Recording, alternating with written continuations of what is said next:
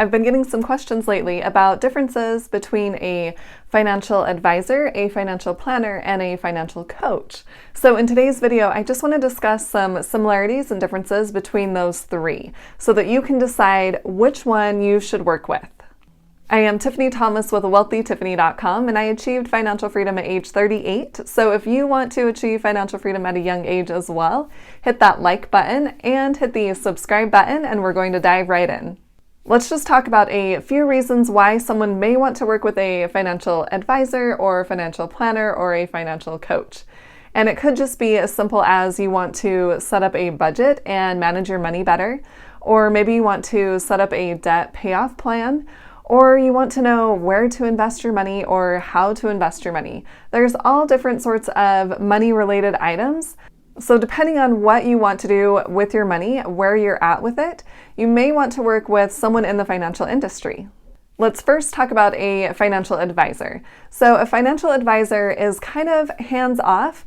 They just handle your investments. So they will manage your investment portfolio for you, and they will select different funds that you can invest your money in, and then they'll actually invest your money for you.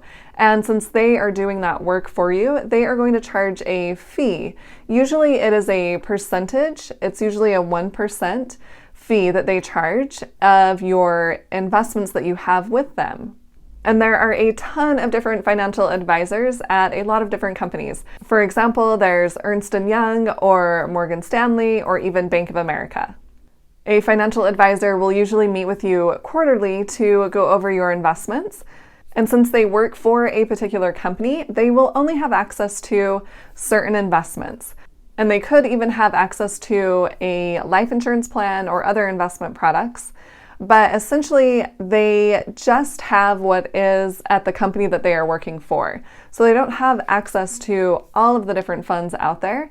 And also, sometimes they get paid commission to put you in a certain fund. So if they tell you you should be investing your money in a certain Morgan Stanley fund, for example, they may be making a commission off of that, so it may not be the best fund for you. So you really want to be careful when you're working with a financial advisor.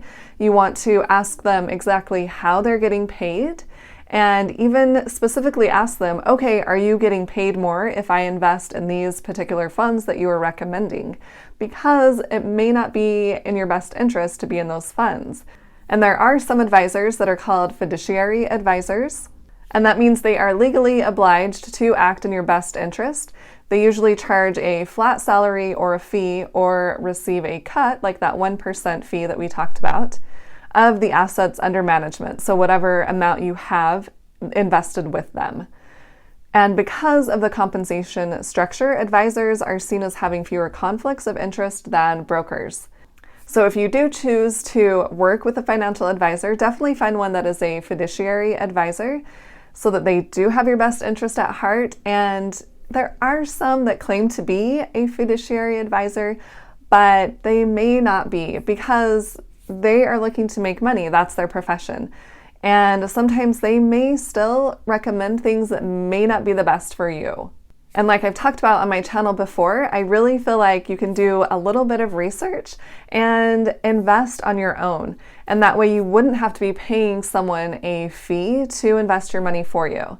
And if you don't want to take any time to learn to invest on your own, then I would look for a manager that is going to charge a flat fee, a flat rate, rather than a percentage of the money that you have invested, because that can turn into a huge amount over time, especially if you think about compound interest. If you are paying them 1% every year and your portfolio continues to rise over the years, that compound interest that you're paying them is going to increase over the years. So you yourself could be earning that money instead of paying it to your financial advisor. So just be aware of that. All right, let's move to financial planners, the second one that I want to talk about. And they are different in the fact that they don't just focus on your investment portfolio, although that can be part of it, but they also ask you what your long-term goals are, and they can look at estate planning or how to reduce your taxes, your cash and debt management, insurance, and other investments. They could also sell you life insurance or other investment products. but they try to work with you on your money goals and look at your full financial picture and then go from there. But they also charge a fee, which could be a percentage of the investments that you have with them, or it could be a flat rate. So once again, I would say look for someone that just charges a flat fee so that you are not paying a percentage of the amount that you have invested, which is going to grow over time. So you'll be paying more and more to them over time. And they can also get commissions on certain products that they sell. So be aware of that with financial planners as well as financial advisors. And let's talk about the last one, number 3, a financial coach. And they are more about looking at the habits and behaviors that you have around money. So they want to take a look at your full financial picture as well, how your budget is, or your long-term goals that you want to achieve, and where you are at with retirement, or where you are with your debt. And then they can set up a plan with you to work on those goals that you want to focus on. And also, if they are skilled in the investment area, then they can help recommend investments for you, but they are not going to manage your money for you.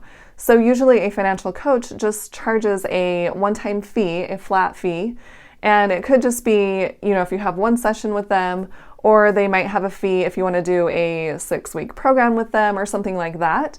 But since they're not managing your money, they are not taking a percentage of your investments, because you will be the one that is managing your own investments, but they can kind of work with you and show you, okay, let's set up this budget. And once you have this amount saved, then we can start investing in a Roth IRA or in real estate, whatever it is that you want to be investing in.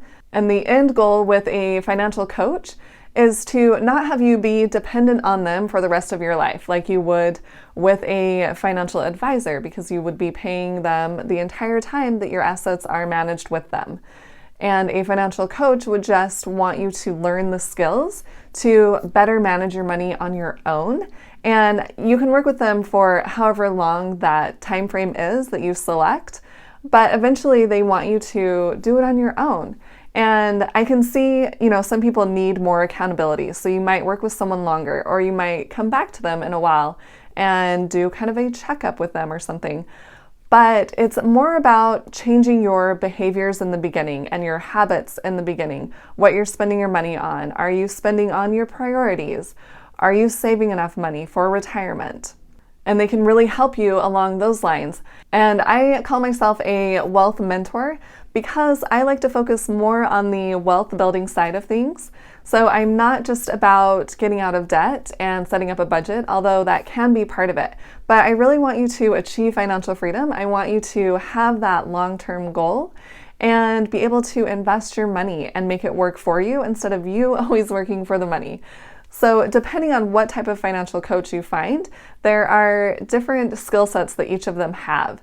So just find one that you relate to the most, that you think you could benefit the most from, and work with that person.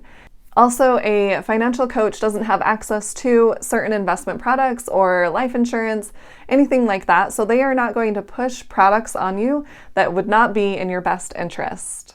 And honestly, if you feel like you just need some more information, there are plenty of videos out there. I've created a ton of content on how to invest or how to manage your money better. And so have a lot of other YouTubers. So there's a lot of information out there that you can find just free, and you can take what you need and start applying it into your own life and go from there. So you may not need to work with a financial advisor or a financial planner or a financial coach. But I wanted to share these similarities and differences with you so that you can have an idea on who is out there and who you should be working with if you need to. And I personally have chosen not to work with anyone. I did when I had a 9-to-5 job for a little bit, but I started doing research on my own and found out that what he was recommending wasn't the best for me. So I ended up doing my own research and investing on my own, and things have been really good.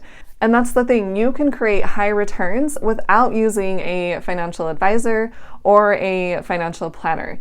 You don't really need them to invest in these specific expensive funds that they have in order to get great returns, because I have seen that in my own life. I have seen great returns by investing on my own.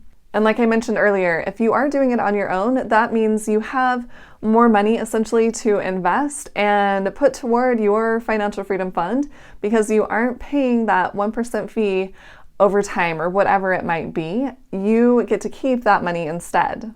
Tell me in the comments if you've worked with a financial advisor, a financial planner, or a financial coach before and your experience with that. And if you found this video helpful, please hit that like button and share it with someone else who would like to hear this information, and hit the subscribe button to subscribe to my YouTube channel, and don't forget to hit the little bell to get notified on when I post new videos. Thanks so much for watching. I'll see you in the next video.